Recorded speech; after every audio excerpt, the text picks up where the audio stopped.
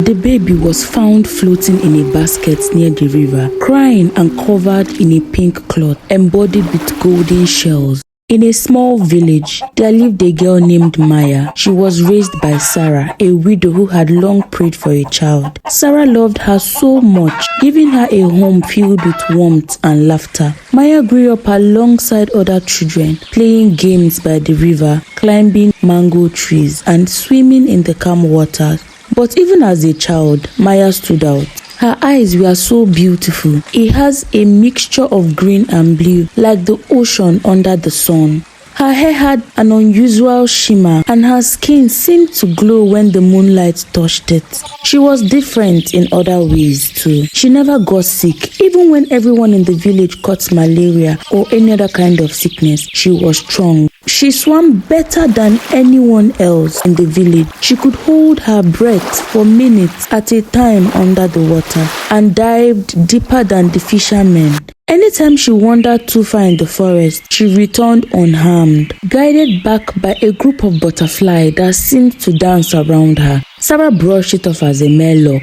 On Maya's 15th birthday, the peace in the village was shattered. The ocean, once calm and dependable, turned violent. Waves towered over the land, smashing boats like toys. Storm appeared without warning, flooding the fields and sweeping away livestock. The fishermen, who once sang as they casted their nets into the river, catching plenty fishes, now returned home with nothing but tales of terror. The villagers grew desperate. They prayed to the gods, sacrificed their best goats and fowls to appease the spirits or get answers from the god. But nothing worked. The storm grew worse. One night, as the wind was hard and rain battered the rooftop, an elder woman stood and pointed a trembling finger at Maya. She is evil, she is cursed, and should be sent out of our village. Other villagers murmured in agreement, but Sarah held Maya to her chest, her voice shaking. She is my daughter, she belongs here and will go nowhere. Maya began to doubt. She couldn't explain why the ocean called her so strongly. Even in the worst storms, she felt no fear when she looked at the waves. Instead, she felt peace. One day, when the ocean was really calm, Maya went out to the river to play with her friends. As they splashed water and laughed, the river seemed warmer, almost welcoming. Fishes of different colors surrounded Maya, darting around her like she was one of them. That evening, unable to sleep, she wandered to the shore. The moon was full, casting a gold glow on the restless wave. She stared out at the horizon, lost in thought, when she heard a voice. Maya! She turned sharply, her eyes wide open. 3 women stood inside the river. They were very beautiful, with long flowing hairs, their eyes blue as the sea. Their voice seemed to hum with the sound of the waves. "Who are you?" Maya called, her voice trembling. "We are your sisters," one said. Her voice was gentle but firm. "The ocean is your home. You are never meant to stay on land." Maya's heart raised. "What are you talking about? My home is here. My family is here." The woman's eyes softened with sadness. "The sea gave you to this village, but your time is over. If you must stay, the ocean will never rest." "What do you mean?" "The storm, the floods, they are all the ocean's call for you. If you remain in this village, Maya, the village will suffer." Maya stepped back quickly, her chest tightened. "No, I don't believe you." The woman said, "Look within yourself. Have you not always felt the ocean's pull? Have you not seen the signs, Maya? You belong here with us. Come and the village will be safe." Maya turned, frightened, as she ran as fast as her leg could carry her. When Maya reached home, she threw herself into Sarah's arm, shaking with fear and confusion. "Mama, they said I'm not meant to be here, that I will bring destructions if I don't follow them." "Maya, what are you talking about? Who said?" "Mama, I went to the shore and I saw 3 beautiful women standing inside the river. They said I belonged with them, that if I stayed, I would bring destruction upon this village." Sarah took a deep breath. "The night they found you, I knew you were different. The cloth you were wrapped in, it was not ordinary. It has symbols of the ocean gods. The elder warned me that day that the sea might come for you, but I didn't want to believe him. I named you Maya, which meant illusion. ocean for your mysterious arrival. Maya felt a tilt around her. Her eyes filled with tears. Mother, you knew?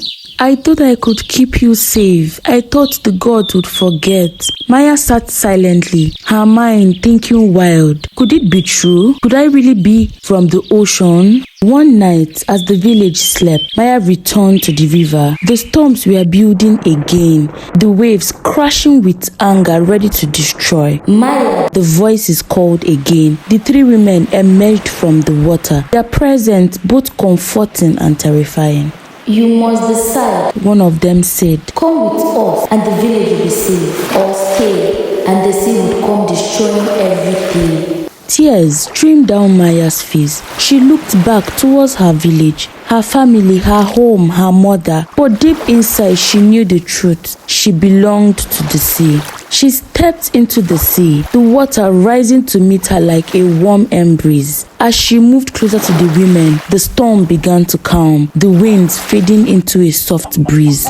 Sarah woke up the next morning and cried, but she knew Maya had gone back to the sea, where she had belonged. Sarah was heartbroken and she went to the sea every day to see if Maya would return. She spent her days by the water, her eyes scanning the horizon, waiting for a glimpse of the daughter she has raised and loved. Weeks turned into months and months into years. The villagers often come to check on her, bringing her food and comforting her. But Sarah would simply smile and say, "She would come back, I know she will." One moonlight night, as Sarah sat by the shore, humming a lullaby she used to sing to Maya, she heard a soft splash. Looking up, she saw Maya. She was so excited, her hair now shining like silver under the moonlight. Her eyes glowed very beautifully. "Mama," Maya said softly, her voice carrying a soothing sound of the wave. Sarah ran to her, tears streaming down her face. "Maya, oh my child, are you okay? Where have you been?" Maya smiled gently and embraced her mother tightly. Though her touch was cool like the sea, it was filled with warmth and love. "I am fine, Mama.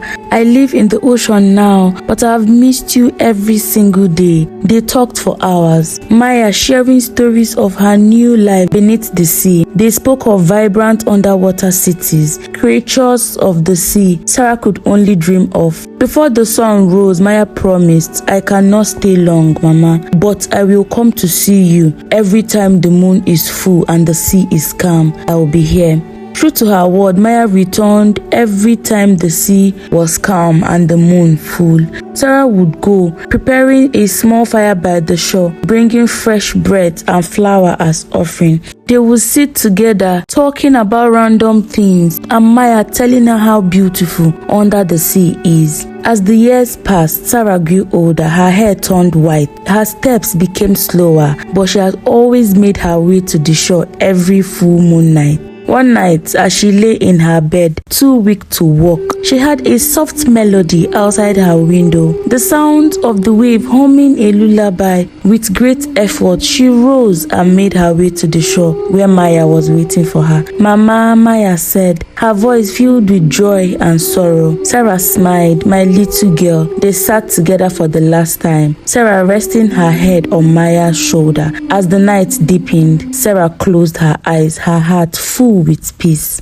The villagers found her the next morning by the shore, a serene smile on her face. Some say that Maya had come to take her mother to the sea where they would be together forever. Others believed Sarah's love simply carried her spirit to where it belonged. From that day forward, whenever the moon was full, the villagers swore they could hear laughter and song from the wave, proof that Sarah and Maya were together at peace beneath the endless sea.